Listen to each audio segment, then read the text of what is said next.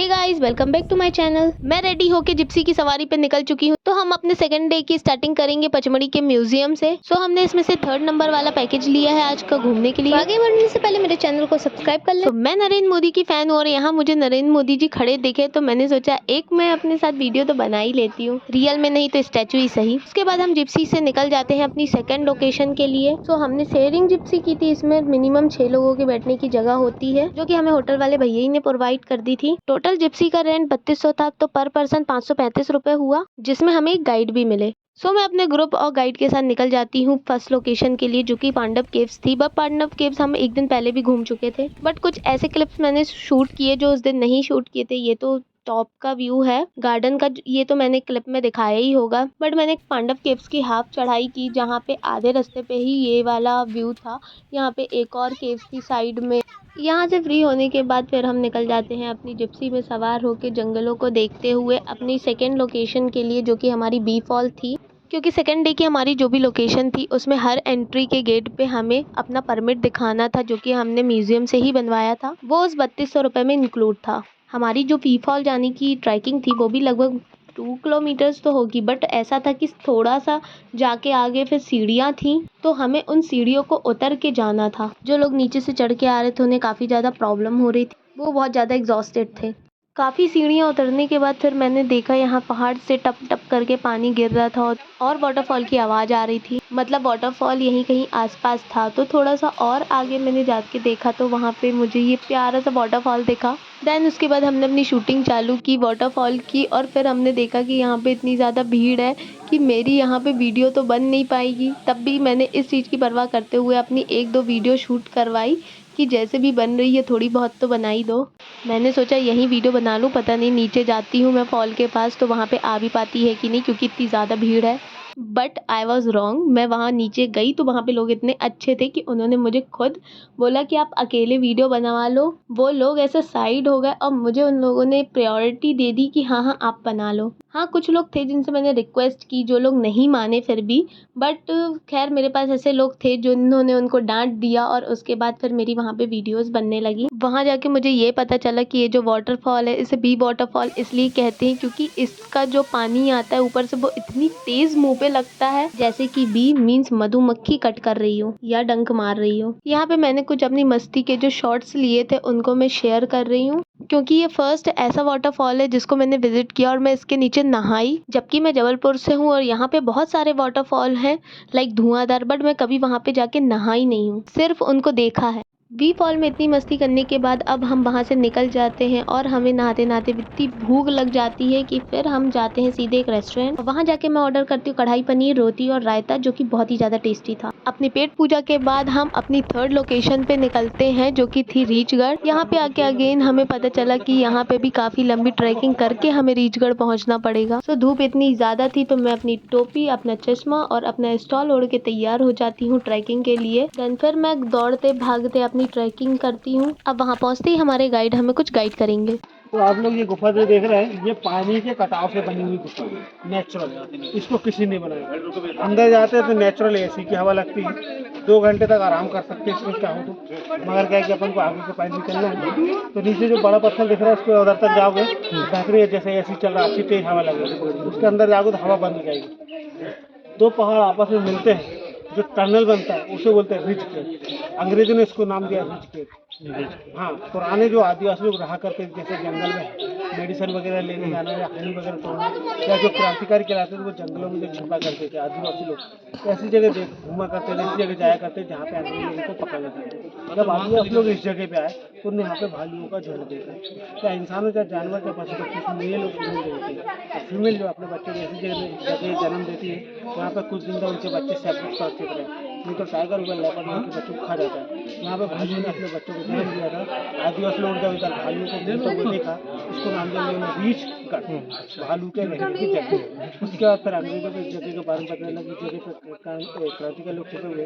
अंग्रेज लोग जब उनको ढूंढते हुए आए तो अंग्रेजों को हिंदी नहीं आती थी, इंग्लिश आती थी, और हिंदुस्तानियों को हिंदी आती थी, इंग्लिश नहीं आती थी। तो आदिवासियों से जब अंग्रेजों ने पूछा, इसका नाम आदिवासी ने हिंदी में बताया रीचगढ़, तो वो इंग्लिश में समझे कि 2 माउंटेन आपस मिलते जो टनल बनता है उसे इंग्लिश बोलते हैं रिज। तो रिज को रिज करके आदिवासी अंग्रेजों ने इसको नाम दिया रिज के।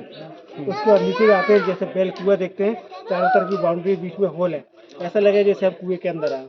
इस जगह पे 4 मूवी का शूटिंग हुआ। पहली पिक्चर अशोक का मूवी, शाहरुख खान, करीना कपूर।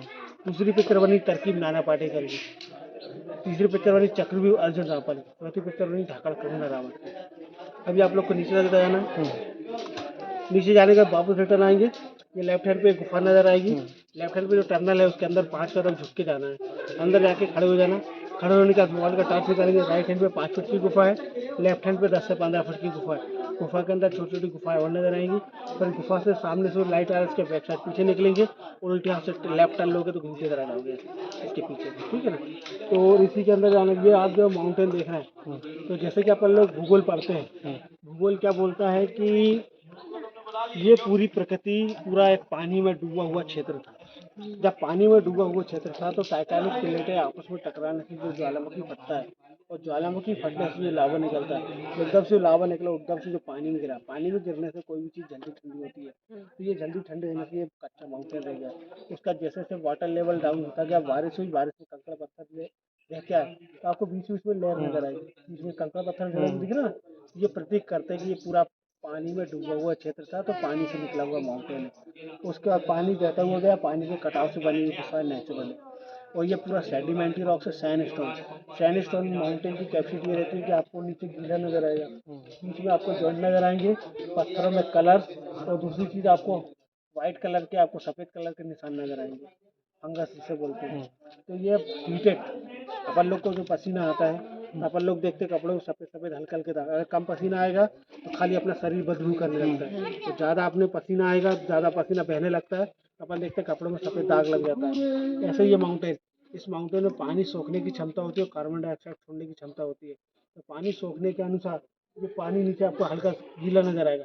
जब इसमें सनलाइट पड़ता है, सनलाइट पड़ने से ये ज़्यादा हीटेड गर्म होते हैं माउंटेन, गर्म होने से आप देख रहे हैं सफ़ेद सफ़ेद दाग बनते हैं, और इससे ज़्यादा हीटेड होंगे, इसमें से एक आयरन निकलता है जिसे अपन लोग बोलते हैं सिलाजी, पहाड़ों का आयरन। कुछ लोग उसको गलत फहमी के लिए बोलते हैं, मगर स्टेमिना बूस्टर कहलाता है। चाहे बच्चा हो, चाहे बूढ़ा हो, चाहे जवान, सभी ले सकते हैं, हर उम्र का आदमी खा सकता है। जिसका खून फिल्टर नहीं होता है, उनकी बाढ़ कम है, मतलब उम्र कम, ग्रोथ कम हो रही है, तो उस आदमी को दे सकते हैं। जैसे घर में बूढ़े सियाने रहते हैं, उनका खून फिल्टर नहीं होता, कारण ये तो उनको ठंड लगती है, ठंड के टाइम पे, और बरसात के टाइम में उनका खून गाढ़ा होता है, तो उनको ठंड ज़्यादा लगती है, तो पता लगा ठंड के मारे कुछ लोग ऊपर ही सरक जाते हैं, तो उनको स्लरी का सेवन इसलिए कराया जाता है कि उनका शरीर में गर्माहट होगी, उन फिल्टरों का किडनी फेफड़े जल के सही रहता है। बताते हैं कि माउंटेन में पानी होने से ये माउंटेन हीटेड और गर्म होते हैं, गर्म होने से जिसमें पानी फिल्टर होता है वो डाउन में जाता है, डाउन से ये हर माउंटेन से थोड़ा थोड़ा पानी लीकेज होता है, और ये बहता हुआ जाकर के वाटरफॉल बनता है, ठीक है। तभी आप लोग अंदर जाइएगा, अंदर जाने के बाद उसको घूम करके वापस रिटर्न आना है, इसके अंदर जाना है, राइट और लेफ्ट देख करके बैक साइड, लेफ्ट टर्न लेके ऊपर, ठीक है। आराम से इसके पीछे नहीं जाएगा, पीछे के अंदर लगा हुआ। अब जो हमें ये गुफा दिख रही है, हमें इस गुफा के अंदर जाना है, जहाँ पे बिल्कुल भी सीढ़ियाँ कुछ भी नहीं है, सिर्फ पत्थर ही पत्थर के थ्रू हमें जाना है। और मैं जैसे ही चलना चालू करती हूँ, मैंने पीछे पलट के देखा कि मेरी वीडियो बन रही थी, तो मैं इंस्ट्रक्शंस देती हूँ कि गिर मत जाना, यहाँ पे बहुत ज्यादा नुकीले पत्थर हैं। और यहाँ के बारे में सबसे मेन बात हमारे गाइड ने बताई कि इन जो माउंटेन से पानी रिसता है और पेड़ पौधों से जो पानी रिसता है, वो जाके नीचे वी वाटरफॉल और अदर वाटरफॉल बनती है। यहाँ पे कोई नदी नहीं निकली हुई है जिससे कि यहाँ पे कोई फॉल बने। इसके बाद उन्होंने जो गुफा बताई थी, हम उस गुफा में चले जाते हैं, जिसके अंदर बहुत ज्यादा अंधेरा था। एक ही जगह से रोशनी आ रही थी जो कि बाहर जाने का रास्ता था, तो मैं वहां से बाहर निकलती हूँ। वो गुफा इतनी ज्यादा छोटी रहती और पत्थर इतने ज्यादा नुकीले कि तुम वहाँ पे अगर खड़े हो जाओगे तो तुम्हारा सर ही फूट जाए। रीचगढ़ से निकलने के बाद हम प्रस्थान करते हैं अपने धूपगढ़ की तरफ। इसके रास्ते में जो नज़ारे पड़ रहे थे वो वाकई बहुत ज़्यादा खूबसूरत थे। तो हमें ये हमारा पहाड़ दिख चुका है, इसके ऊपर ही हमें जाना है, बिल्कुल टॉप पर। तो हमारी गाड़ी चल पड़ी है उसके ऊपर जाने के लिए। बीच में भैया ने गाड़ी रोकी, वहाँ मैंने ये नज़ारा देखा जो कि वाकई काफ़ी खूबसूरत था, और उन्होंने बताया कि ऊपर जाके इससे भी ज़्यादा खूबसूरत नज़ारे हम देखेंगे। अगेन हम अपनी टॉप की पहाड़ी पे जाने के लिए फिर से अपनी चढ़ाई को चालू करते हैं। सो बस कुछ क्षण और हम ये पहुंच गए हैं अपनी पहाड़ों के पास। ये बिल्कुल हम पास में पहुंच गए हैं पहाड़ से। बट पहाड़ ख़त्म होते ही एक रास्ता आता है जो कि जंगलों से घिरा हुआ टाइप का होता है। उस रास्ते को बिल्कुल एंडिंग तक ख़त्म होते ही हमारी पार्किंग की प्लेस आ जाती है। So it's guide uncle time. होता ऐसा माउंटेन है कि सुबह मॉर्निंग पे आने पर सनराइज और शाम को आने पर सनसेट एक ही माउंटेन से देखा जाता है। नहीं तो बाकी हिल स्टेशन पे आप जाएंगे तो आपको सनराइज के लिए अलग जाना पड़ेगा, सनसेट के लिए अलग जाना पड़ेगा। मगर हमारे यहाँ पे सनराइज के लिए आप आएंगे तो सुबह मॉर्निंग टाइम पे यहीं पे लेके आएंगे। ये कहलाता है सनराइज पॉइंट। यहाँ से सबसे पहले सूरज निकलता है, सूरज का सनलाइट इस माउंटेन पड़ता है। तो जब सूरज डूबता है तो इस माउंटेन में रेगुलर सनलाइट पड़ता है। तो सूरज उगने से लेकर सूरज डूबने तक इस माउंटेन में रेगुलर सनलाइट पड़ने से इसका नामकरण किया गया है धूपगढ़। नहीं तो इसका पुराना नाम दिया गया हर्बल स्कोर। हरे भरे जंगलों से घिरा हुआ कोटसानो का पहाड़, क्योंकि पचमढ़ी ये पूरा जंगली इलाका है। सो यहाँ मैं खड़ी हूँ 4000 कुछ फीट की ऊंचाई पे। सो यहाँ से देखने पे पूरा पचमढ़ी दिख रहा है और ये पूरा पचमढ़ी एक ग्रीन चादर ओढ़े दिख रहा है। सो यहाँ से देखने पे भी नज़ारा काफ़ी ज़्यादा सुंदर दिख रहा है। और ये हम पहुँच गए हैं धूपगढ़। तो ये धूपगढ़ की वो पहाड़ी है जहाँ पर जब सूर्योदय होता है तो सबसे पहले और सूर्यास्त में सबसे आखिरी तक यहाँ पर धूप पड़ती, इसलिए इसका नाम धूपगढ़ रखा गया है। ये नीचे का व्यू है, धूपगढ़ पहाड़ी से देखने पर ऐसा व्यू आता है।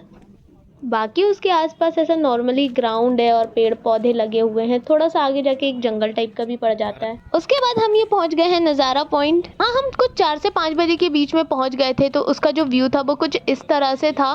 बट यार एक बात तो है, जो मैं वहाँ से व्यू देख पा रही थी ना, वो मेरे फ़ोन में रिकॉर्ड नहीं हो पा रहा था। बहुत ज़्यादा ब्राइटनेस आ रही थी क्योंकि मेरा फ़ोन उतना अच्छा नहीं है जितना अच्छा वहाँ का व्यू है। और इस टाइम कुछ 6 बज चुके थे और 6 बजे का व्यू यहाँ का बहुत ही ज़्यादा सुंदर था, जो कि हल्की सी मोबाइल की लाइट को डिम करने के बाद कुछ ऐसा व्यू आ रहा था। ये बिल्कुल रियल व्यू था वहाँ का। बट ये शूट करने के लिए मुझे अपने फ़ोन की लाइट मिड करनी पड़ी थी। यार दिन भर की इतनी थकान के बाद जब हमने ये व्यू देखा ना, तो मुझे दीपिका पादुकोण की एक लाइन याद आ गई कि अगर हम चले गए ना तो ये सॉलिड सनसेट मिस हो जाएगा। कि जितना भी ट्राई कर लो बनी, लाइफ में कुछ ना कुछ तो छूटेगा ही, इसलिए जहाँ है वहीं का मजा लेते हैं। बड़ा महादेव के रास्ते में ग्रीन वैली पड़ा था जिसका वीडियो मैं शेयर करना भूल गई थी। ये कुछ ज्यादा ही सुंदर था। इसमें पूरा जंगल ऑरेंज से पेड़ के पत्ते जैसा दिख रहा था, क्योंकि इस समय पेड़ों में नई लीव्स आई हुई हैं, इसलिए वो एकदम ऑरेंज से दिख रहे हैं। Guys please like and subscribe my channel. Thank you for watching my video.